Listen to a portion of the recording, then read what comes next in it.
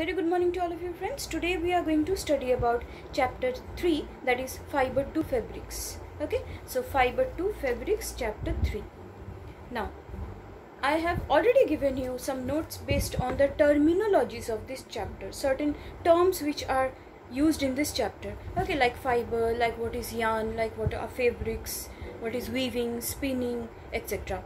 Now in this chapter we have studied about fabrics and how these fabrics are produced from fibers. Okay, now fibers, what are fibers? If you have learned the terminologies, you know fibers are some hair like thin substances, just like our hair. Okay, so very thin hair like filament like structures are called fibers, and when these fibers are interwoven among themselves in this manner, then they form some flat structure that is called fabric. For example, this is a fabric. Okay, so if you take a piece of this cloth and then observe it properly, you will see that the threads are parallel to each other. Okay, some threads they run in this way and some threads they run in this way, so they are parallel to each other. Any fabric you can take, maybe of cotton or of wool or silk or rayon, nylon, any synthetic material.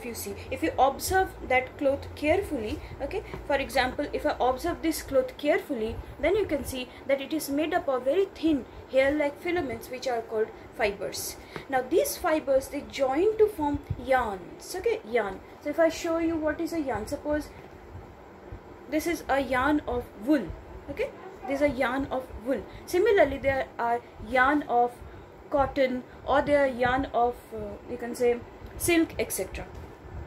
So please remember that fabrics are produced from yarns and yarns are made from fibers. So fibers, they join to form yarns and yarns join to form fabrics. Okay, so fibers join to form yarns and yarns are weaved and knitted to form fabrics. So whatever fabrics we are wearing, any cloth or any towel or bed sheet, okay, or curtains or tablecloth, so these are all fabrics and they are made up of fibers. Okay, thin strands which are called fibers.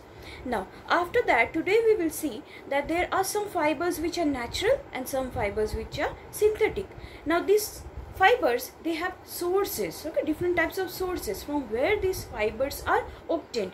So if you see the first fiber, for example cotton, so cotton is obtained from cotton plant. Okay, second one, like wool is obtained from fleece of sheep or rabbit or goat or camel or llama, LLAMA, llama or alpaca, etc. These are all herbivorous mammals, okay, whose body produce you can say some fiber like substances which by the help of shearing, just like shaving our hair, so shearing, that fleece is taken out and by the help of that fleece some fabrics are produced. Okay, so wool is obtained from sheep, camel, rabbit, etc. Silk is obtained from silkworm or silk moth. Okay, now there are some fibers like mango fiber is obtained from the fibrous sheet of mango. Jute is obtained from the plant stem. Okay, the stem of jute plant. For example, suppose this is the jute plant, so the stem, it is rotted, and after rotting, the you can say jelly like substance that rots and thin fibers, they are taken out in this manner. They are taken out by hand picking in this manner. So jute is obtained from jute plant. Then comes banana fibers are obtained from the leaves of banana. Coconut, that is coir, is obtained from outer covering of the fruit. Okay, so these are some fibers and these are some sources of fibers. Now our next heading is coir. Okay, coir, C-O-I-R, coir. So what is this coir? All of you have seen that the coconut is made up of fibrous outer covering, that is called coir. This coir is not utilized for making any kind of clothing because it is very rough, but it can be used to make gunny bags, ropes or carpet or floor covering, doormat, etc. Okay, so that is called coir. So you should know what is the definition of coir. Okay, you will write coir is a very strong fiber obtained from the outer covering of coconut. So it is a very tough, rough and strong fiber that is obtained from the, you can say, outer covering of coconut fruit. And what are the uses? Just now I have told you the uses. Please go through this summary. Next comes cotton. Okay, so after that we will study in our book about cotton. Now cotton, you know, as all of you have seen cotton clothing, you use cotton clothing, you know that cotton is made up of cotton fiber. Now there are some characteristic of this cotton plant. Okay, these cotton plants, they grow in little bit warm climate, and then they grow on black clay soil. Okay, please remember, black clay soil. The cotton plants, these are short bushy plants which are about 1 meter to 2 meter in height. So you can say them, they are bushy in appearance with shrub like appearance. Okay, so they are shrubs, not herb or trees, but they are shrubs. Now the flowers, these flowers, they are yellow in color, and after 60 days of planting, the flowers, they grow. These flowers are called, when they grow, they become walnut size, walnut, akhroot, you know, so walnut size cotton balls, and these balls, they have numerous sheets in them. Okay, now these sheets are removed when during the process of you can say when combing is taking place. That means during the process of ginning. Okay, so let me show you some diagrams. These are the cotton balls. If you can see properly, see, these are the cotton balls. So on maturity, these cotton balls, or the fruits of cotton, they become very fluffy, and the fibers are very nicely visible. Okay, so these fibers, they have a lot of sheets in them, and these sheets are removed by the process called ginning. Okay, so we will see slowly. So in this process, you see, this is called ginning. So during this process of ginning, see, the fibers are taken out and they are made straightened.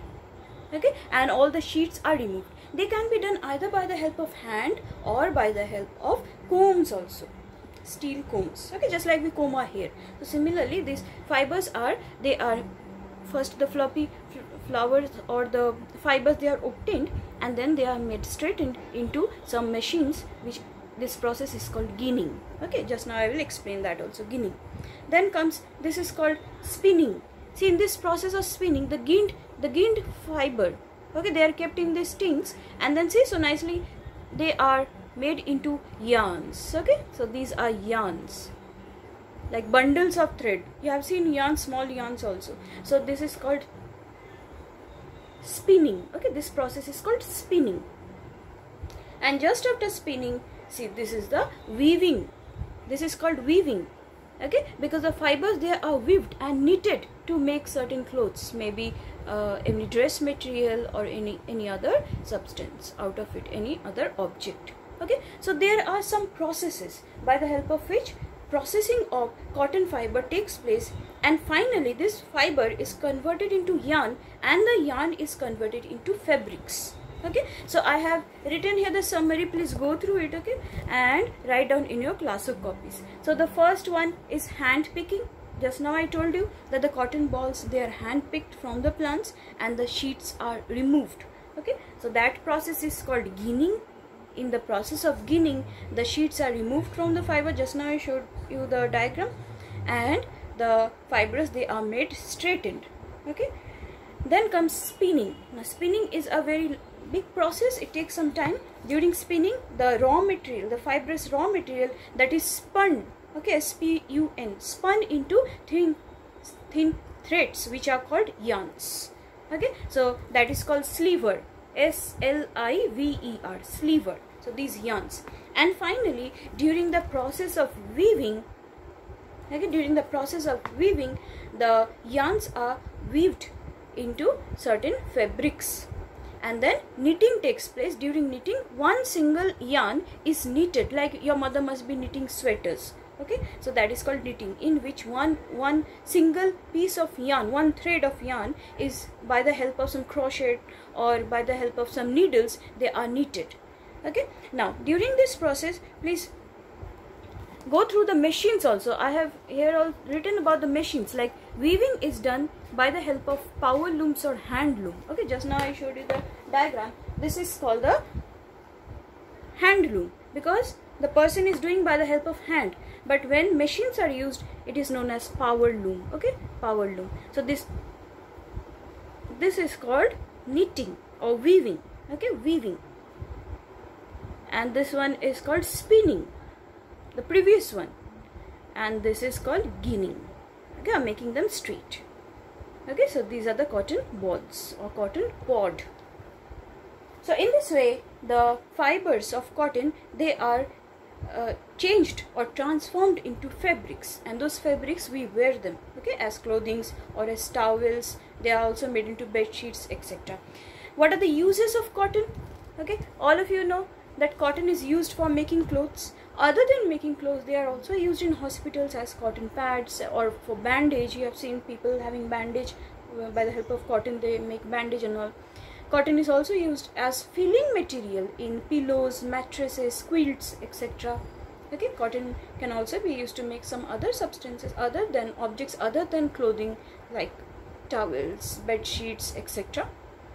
Okay, so cotton has got a lot of use in our day-to-day lives, and please go through the book, also go through these notes. Okay, if you have any problem you can ask me.